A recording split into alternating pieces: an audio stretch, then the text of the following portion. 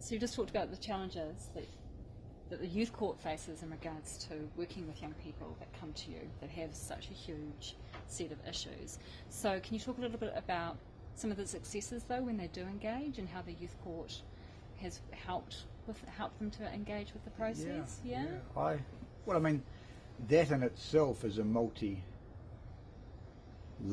question, because I think the first issue will how does the youth court and how does the youth court judge operate in a way that's different from an adult court, because youth court judge, we just about all wear robes, we sit on the bench, and we're not social workers, and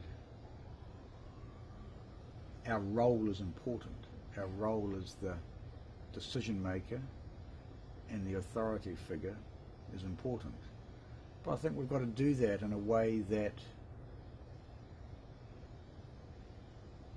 engenders, develops respect from young people and their families, and we've also got a directive by law to encourage participation and involvement from young people. So for me, the first measure of success is the extent to which young people feel involved, the extent to which they can participate meaningfully, the extent to which they feel they've got a stake in the process. Now, for many young people, they're coming with the flight, fight response hardwired. I mean, they're coming to a court, it's difficult for them. I mean, the first steps to success, I think, are us being aware of that and helping a young person to be aware of the process, where they are, the seriousness of it, but that they're in an environment where there's a collaborative team approach that will work with them along every step of the path that they've got to take to complete their family group conference plan or to complete their youth court order. And that's something that judges are acutely conscious of. There's a bit of a tightrope balancing act between the robed authority figure and the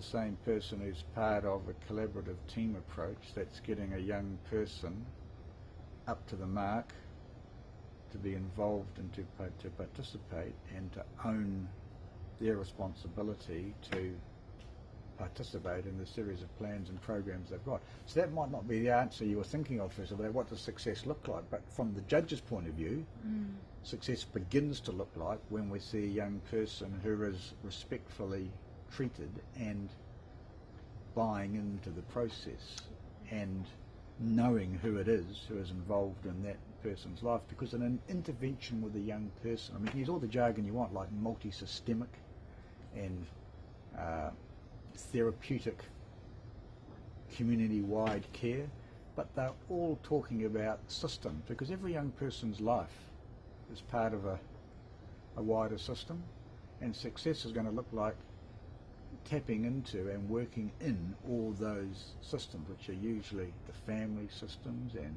friends and wider family and school, all too easily alienated from school, community. So where the youth court works well is where the young person is engaged, and so are the whole set of systems which make up their life. So we know that gold standard interventions are programs like multi-systemic family therapy. Now, in that mouthful of jargon words, you've got the idea of lots of different systems with the family at the centre, not just the young person, with a almost therapeutic type intervention, which isn't mamby-pamby, kumbaya sinking, Milo drinking, do-gooding. It's hard, cold reality.